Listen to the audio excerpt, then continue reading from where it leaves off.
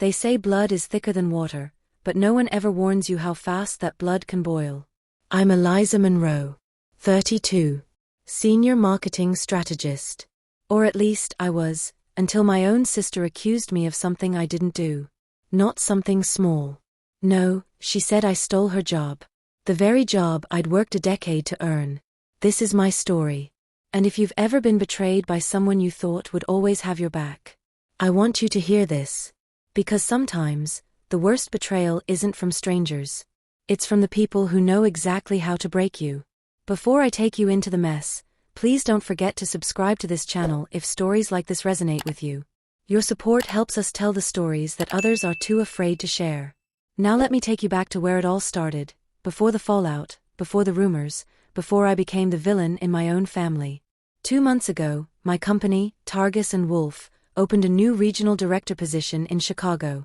The role was huge, $180K base salary, a relocation package, and the kind of influence that could shift an entire division's trajectory.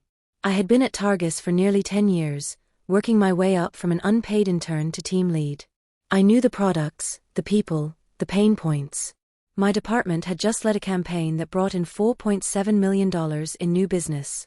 So when the job posting went live, everyone assumed I'd apply.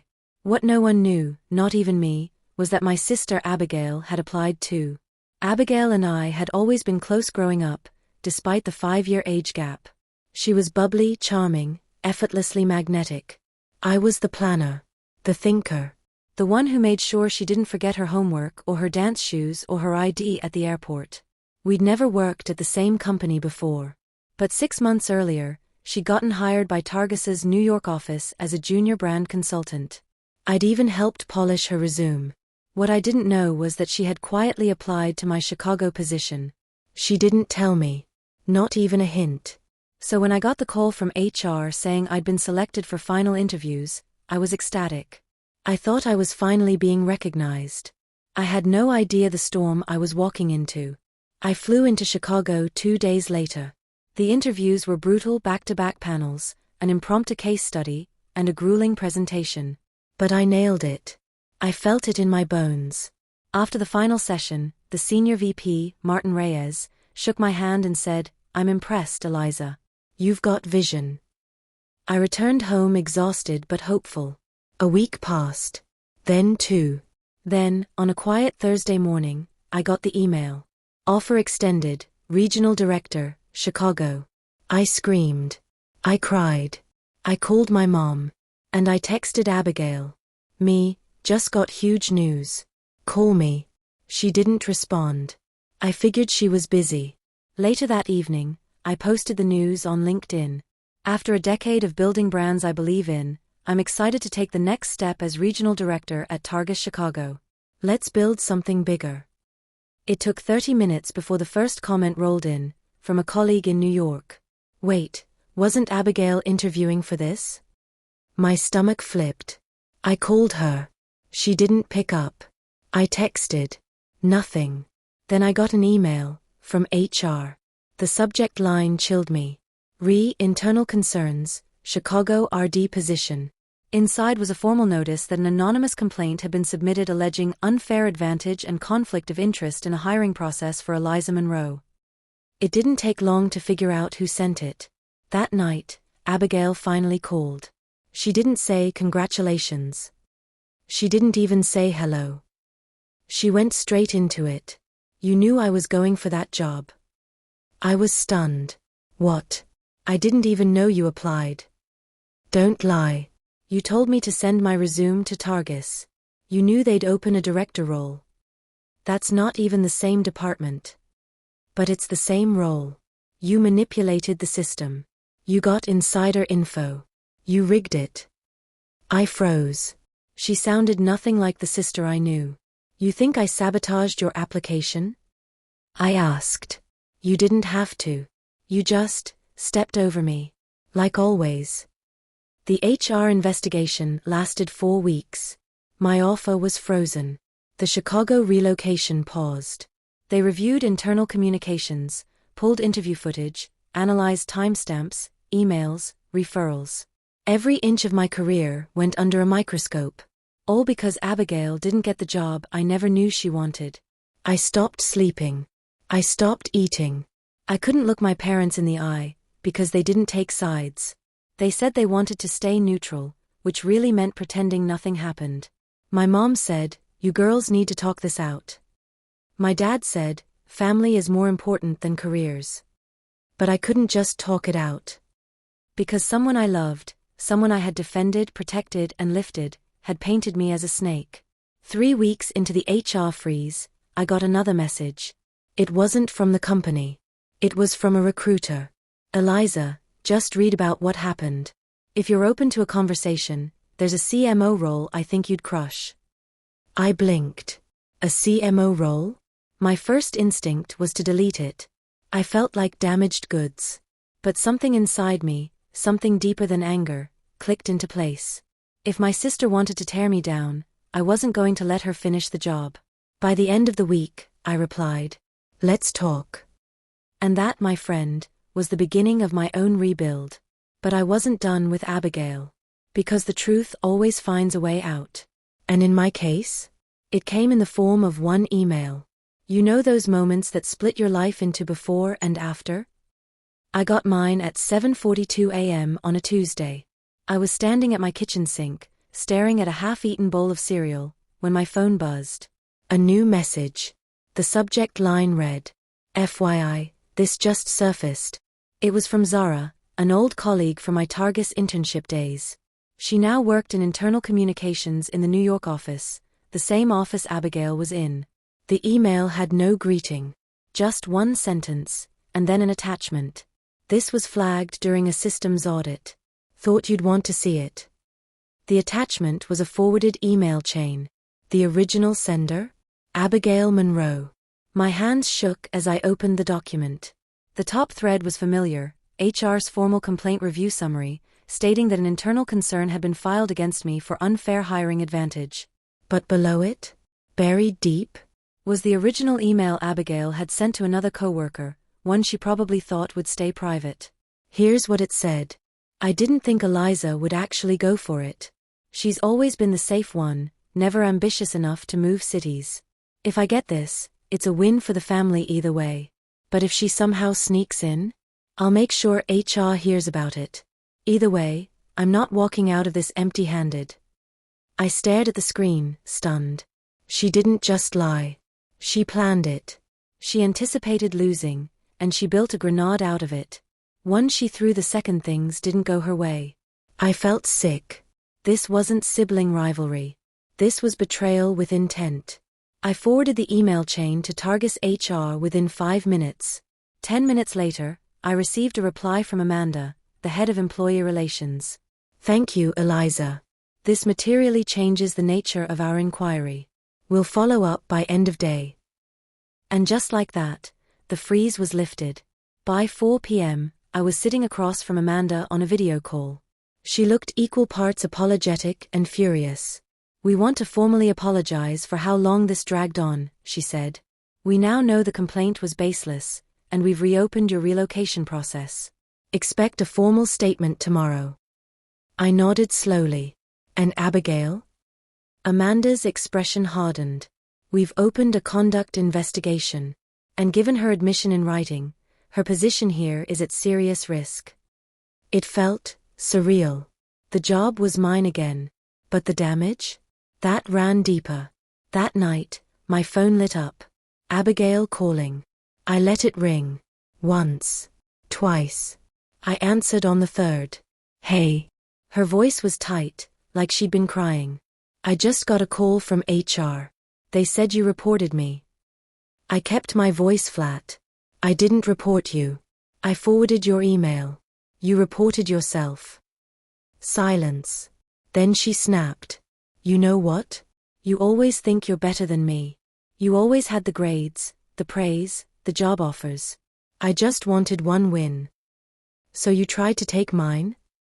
You had everything. You still do." Her voice cracked. "Your mom's favorite. Dad never even cared if I existed. I thought, if I landed this, maybe people would finally see me." I didn't know what to say. There it was, raw, ugly, honest. All the resentment she'd never said aloud, now spilled like oil in water. "Abigail," I said quietly, "you could have just told me. You would have judged me." "No. I would have helped you." She hung up. And for the first time in weeks, I cried. Not out of fear or shame, but grief. Because my sister didn't just sabotage my career. She dismantled our bond, and maybe, just maybe, there was no putting it back together. The next day, I got the final relocation email from HR. A moving stipend. A 2-bedroom loft in downtown Chicago. A welcome gift from the executive team. I was in. Officially. But I didn't post about it. I didn't throw a party. I packed in silence. One box at a time. One memory at a time. The night before I left New York, my mom showed up at my apartment. She looked older than I remembered. She brought food I didn't touch. We sat on the couch for an hour before she finally said, "I don't know what happened between you girls. But I hope someday, you'll come back to each other." I nodded politely. But in my heart, I knew something had changed. And this time, it wasn't mine to fix. The next morning, I boarded a one-way flight to Chicago. As we lifted off, I stared out the window, thinking about the girl who once braided her little sister's hair for picture day. I couldn't go back to that version of us. But maybe, just maybe, I could move forward as someone stronger. Someone who finally knew her worth. No matter who tried to take it away. Corporate betrayal cuts like glass. It doesn't gush blood, it leaves tiny invisible wounds that sting every time you move. That's exactly what I felt walking into Targus, Chicago. A sleek glass building in the heart of the city, filled with rising stars in sharp suits and smarter smiles. I had the title now, regional director, but I was still trying to patch the cracks Abigail had left behind. It's wild how fast rumors travel. People knew about the sister thing. Some from LinkedIn speculation. Others from hushed HR corridors. No one said it to my face, but I could feel it, like steam rising beneath polished floors. I didn't walk in with fireworks. I walked in with restraint. And everyone watched. My first day began with a welcome meeting, an espresso too strong, and a waiting inbox stacked with Q3 performance briefs. I greeted my team one by one. Some were warm. Some reserved. One woman, Jenna, the senior sales lead, looked me up and down like I'd stolen her lunch and eaten it in front of her. I ignored it. I dealt with worse. I introduced myself in our team stand-up with the basics. Eliza Monroe. I'm not here to fix what's working, I'm here to amplify it. Let's set a new bar. People nodded. Took notes. But behind the polite faces, I caught the quick glances. Whispers in the hallway. A name overheard and silenced mid-sentence. They weren't just wondering who I was. They were wondering what I'd done to get here. On day 3, I found an unsigned sticky note on my desk. Some of us work our way up the honest way. Just that. In black ink. No name. It didn't surprise me. What did surprise me was how it didn't break me. 6 months ago, I'd have questioned myself. Maybe I did push too hard. Maybe I took up space that wasn't mine. But not anymore. Now, I looked at the note and smiled to myself. Because I knew something no one else in this office knew yet. I earned this. Not by stepping on anyone, but by surviving the ones who tried to step on me. Still, the tension lingered. In meetings, people deferred to each other before looping me in. Ideas I presented got repeated louder by someone else 5 minutes later. My authority existed, but it hadn't rooted yet. Until it did. Week 2, we had a crisis. One of our biggest clients, Radford Biomed, pulled out of their campaign 2 days before launch. A $1.2 million deal gone. The marketing manager, Glenn, was in panic mode. They said they didn't feel aligned. Whatever that means. I asked for the call transcript, reviewed their feedback. Then I did what no one else had tried. I picked up the phone and called Radford myself. I wasn't confrontational. I was curious. I listened. And what I heard was gold.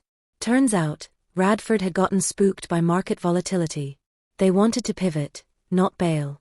They needed a new digital angle, tighter spending, a clearer audience scope. So I offered them exactly that. On the call. In real time. give me 72 hours. No paperwork. No pitch decks. Just results. They agreed. I called Ava, yes, that Ava from my New York days, now freelancing in Chicago. We built a new funnel by sunrise. By Friday morning, Radford not only stayed, they increased spend by 14%. That Monday, Jenna looked at me differently. She didn't smile. But she nodded when I walked into the meeting. Tiny shift. Massive impact. Suddenly, people leaned in when I spoke.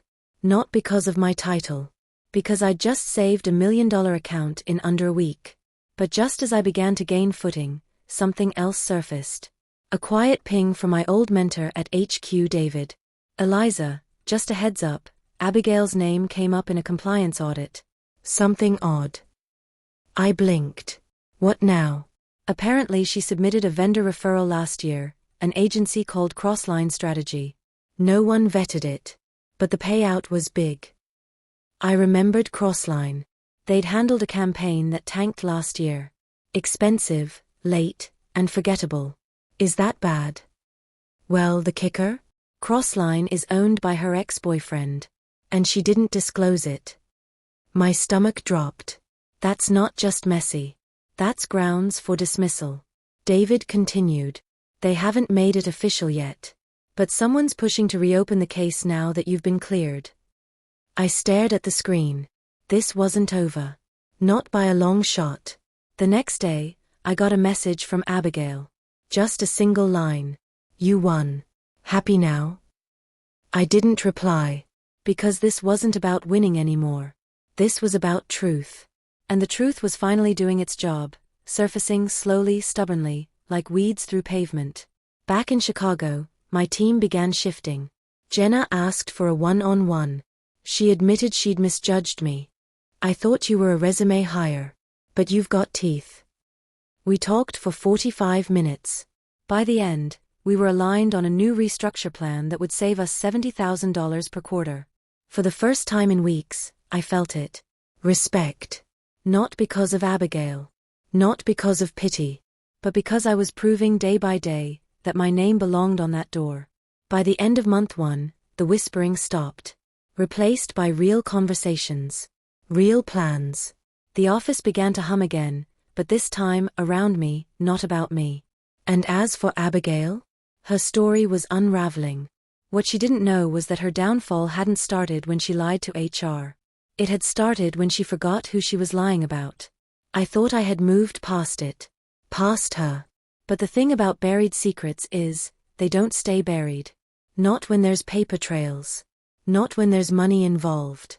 And especially not when the person who buried them forgot that companies, unlike families, don't forgive betrayal. They document it. I was at my desk, finalizing our Q4 projections, when the call came in. It was Amanda, again. Eliza, I need to loop you in. The compliance audit we discussed last week? It's no longer an internal review. Legal is involved. Legal. That one word set everything into motion. An hour later, I received access to the compliance file on Abigail Monroe.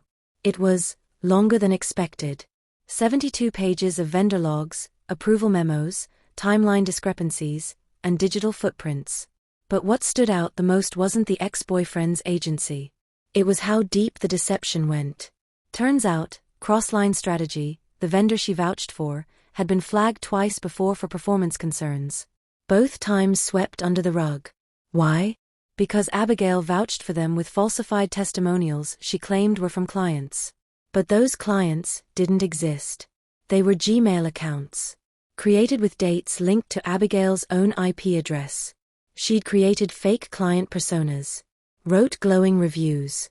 Got her ex's agency paid $230,000 in 3 months. And worst of all? She was being considered for promotion when she did it. As I flipped through the digital pages, I realized something. She didn't just accuse me to protect herself. She did it to distract from what she knew was about to surface. Her attack on me wasn't just personal, it was tactical. I closed the file. My hands were shaking. How had it come to this? The same girl I used to walk home from school with. The same girl who cried the day I left for college. She had weaponized everything, my trust, our bond, even the system, to buy herself time. But time was up.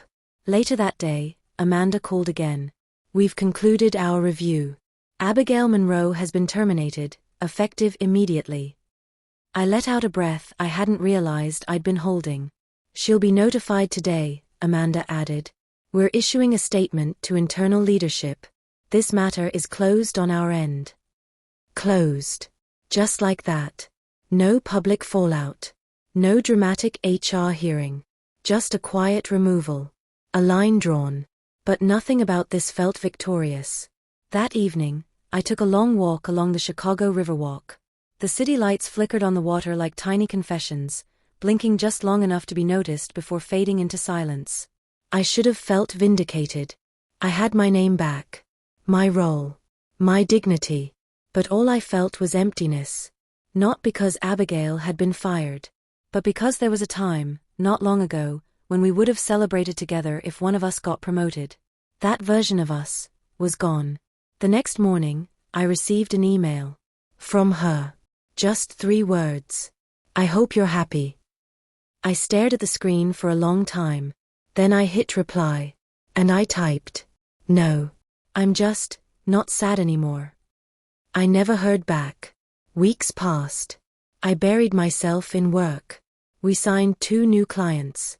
Rebranded an underperforming vertical. My team started to trust me, not just as a director, but as a person.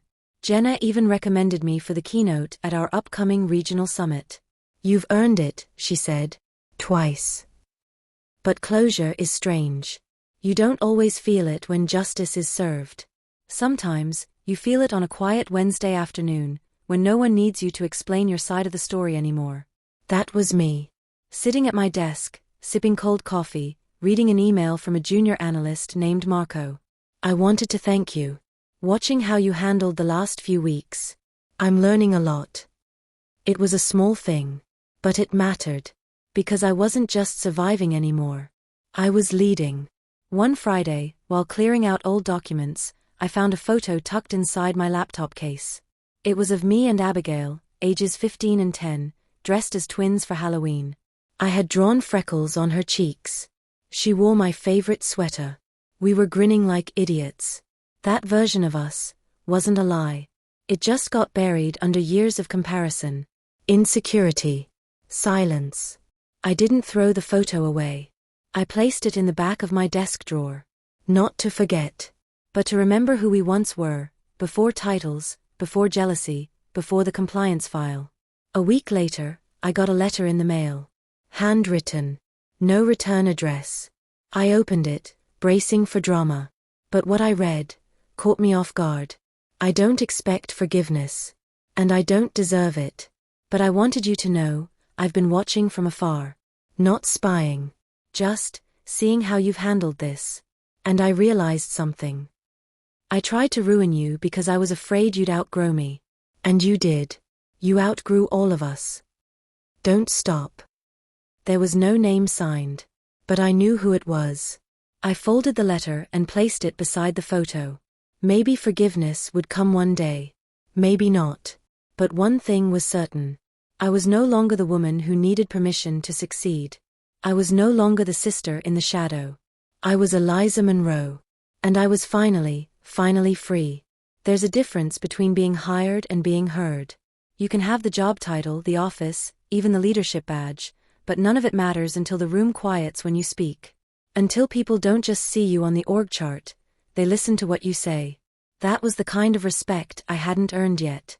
But I was about to. It started with the keynote. Targus's Midwest Summit. A 2-day event held at the Radisson downtown.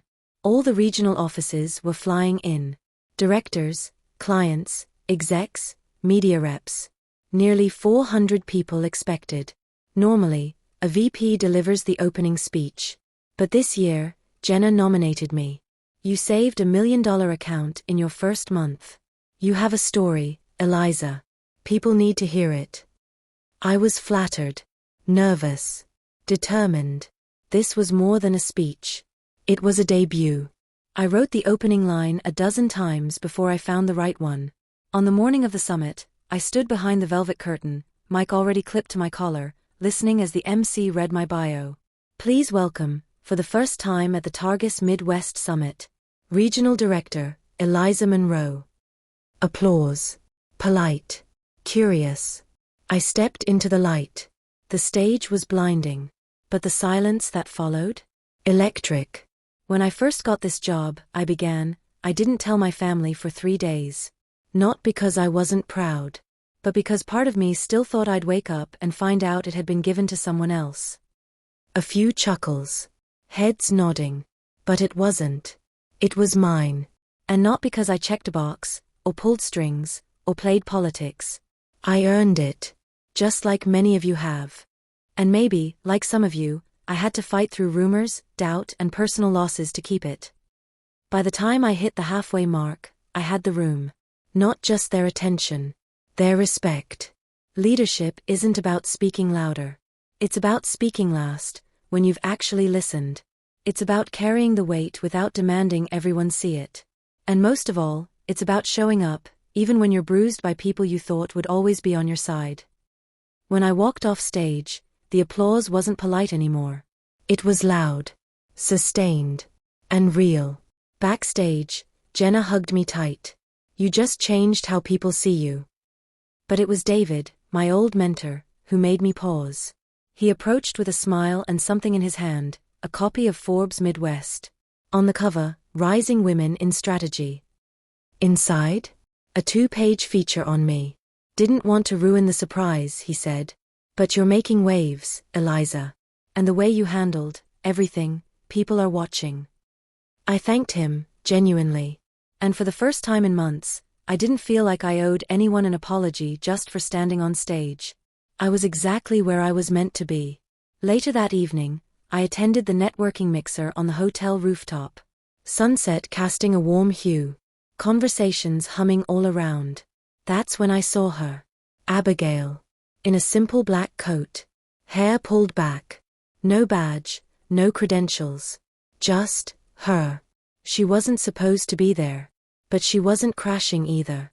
She was standing at the edge of the balcony, looking out over the skyline, as if trying to decide whether to stay or vanish. Part of me wanted to turn away. But I didn't. I walked up beside her. Quietly. She didn't look at me. How'd you know I'd be here? I asked. I didn't, she said. I just hoped. A long pause. I saw your speech. Wasn't expecting you. I wasn't either. She finally turned. There were shadows under her eyes. A kind of exhaustion that no amount of sleep could fix. You were right, you know. About everything. I didn't reply. I'm trying to get better, she added. Therapy. Reflection. All the stuff I used to roll my eyes at. Good. And I wanted to say, I'm sorry. I know I said it in the letter. But I needed to say it to your face. This time, I looked at her. The sister who had lied. Framed me. Cost me friendships. Nearly destroyed my career. But also the girl who once made me laugh so hard I snorted root beer through my nose. I took a breath. I can't forget what happened, I said. But I'm working on forgiving you. She nodded. Eyes glassy. That's more than I deserve. Maybe. But less than I used to give. And just like that, the weight in my chest lightened, just a little. We didn't hug. We didn't cry. We just stood there. 2 women. 2 histories. 1 future being rewritten in real time. She left before the crowd thinned. I stayed. And somewhere between the city lights and rooftop laughter, I realized something. Forgiveness wasn't weakness. It was release. A choice to stop letting her mistake define my momentum. Back at the office Monday morning, the energy had changed. I wasn't just the woman who took a job. I was the woman who held it down through fire, and came out sharper. A few days later Marco, the junior analyst, stopped by with a file.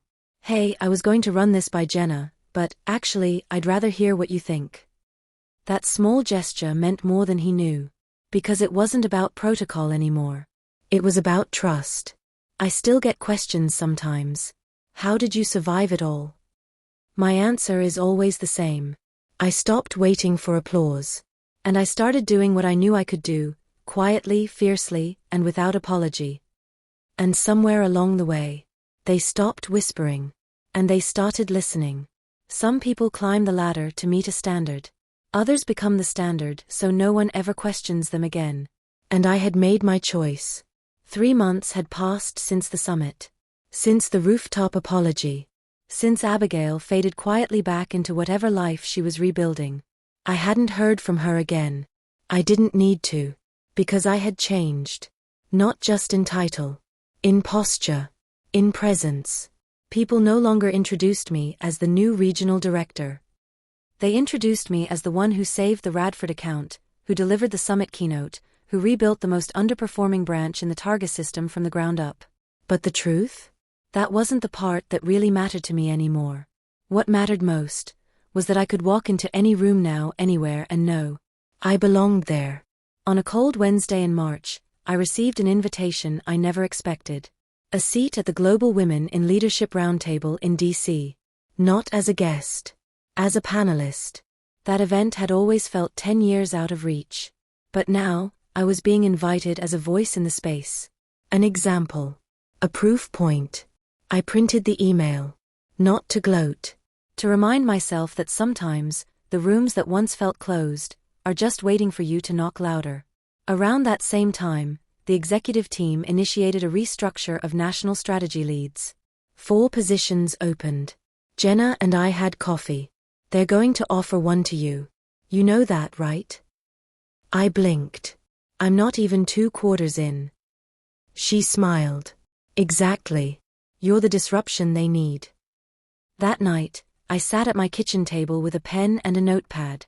I wasn't drafting another resignation letter. I was writing terms. I knew better now. I wasn't going to take more responsibility just to prove myself. I was going to negotiate for equity, autonomy, a team I trusted. And for the first time, I wasn't scared to ask. Because I'd already survived worse. Because I had walked through betrayal, public doubt, HR reviews, family fractures, and the quiet hell of having people smile to your face while tearing down your name behind closed doors. And I was still standing. At the next strategy summit, I was invited to close the afternoon panel. I stepped up, mic in hand, and scanned the crowd. I didn't see Abigail. But I saw people who had once doubted me. And I saw something else in their eyes now. Deference. So I spoke. Leadership isn't something you're handed when you're ready. It's something you claim before the world agrees you deserve it. That's the reality, especially for women. Especially for women who dare to be ambitious, assertive, or different. I let the silence settle. You can lose everything and still win. Because sometimes, the best thing someone can do is underestimate you. The applause this time? It wasn't for surviving. It was for setting a new bar. When I flew back to Chicago, my team surprised me with a banner in the office. Our standard. Our director. They'd even printed mugs with a quote from my summit keynote. Show up, even bruised. I laughed. Cried a little too. Because they didn't see me as the woman who took the job meant for someone else. They saw me as the woman who earned everything she got. Who led with resilience, not resentment. A few weeks later, I got one last unexpected visit. From my parents. We hadn't talked much since Abigail's termination. They'd stayed quiet. Neutral. Unsure how to support one daughter without betraying the other. But now, they stood in my apartment doorway, coat still buttoned, a gift bag in my father's hand. Inside, a leather-bound journal. My name embossed on the cover. We didn't know how bad it had gotten, my mom said, voice cracking. We should have believed you sooner, my dad added. I didn't say much. I just hugged them. Not because it fixed everything. But because I'd stopped needing them to validate me a long time ago. Forgiveness is not approval. It's release. And I had released the version of myself who needed constant defending. Constant explaining. The Eliza Monroe I'd become didn't need to justify her presence. She just needed a place to stand. And if no one made space, she built her own. The last message I ever received from Abigail came 2 months later. A photo. Of a certificate from a coding boot camp. And a line beneath it. Starting fresh. Thanks for not turning your back forever. I didn't reply. I didn't need to. Some stories don't end with reconciliation. They end with peace. And that was enough. I still walk past the mirror in the office hallway sometimes and catch my own reflection mid-stride. I see the woman who once sat in HR, tears in her eyes, being told by her own sister that she was a liar, a thief, an opportunist. And I smile. Because that woman is gone. And in her place stands the standard.